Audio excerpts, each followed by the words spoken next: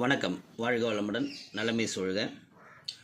நம்ம முன்னோர்களோட அனுபவ அறிவு, அவங்களோட கட்டிடக்கலையின் திறன், ஆன்மீக அறிவு, இதை தொடர்ந்து சொல்லக்கூடிய சிறப்பு பதிவுகள் என்ன சொல்லி நம்ம ஆலயங்களை பற்றியும் அதன் அருமை பெருமைகளையும் பேசிக்கிட்டு இருக்கிறோம்.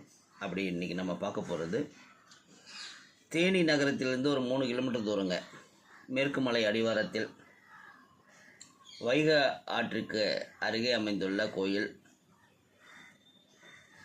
வீரப்பய்யனார் சுவாமி கோயில்னு சொல்கிறாங்க. இந்த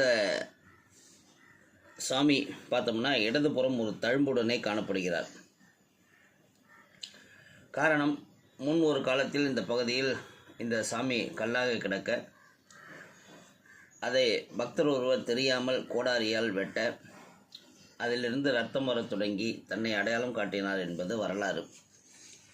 அதனால் இன்றும் சித்திரை 1 தேதி சுவாமியோட அந்த கல்லை வெட்டியவரின் பரம்பரையிலிருந்து ஒருவர் சுவாமியின் வெட்டப்பட்ட இடத்திற்கு வந்து மருந்திடுகிறார்கள். சாமிக்கு வருஷத்தில் ஒரு நாள் மருந்து இடும் வைபவம் நடக்கிறது.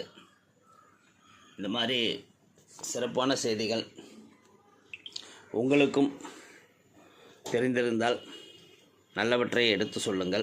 வாழ்க வளமுடன், நலமே சூழ்க.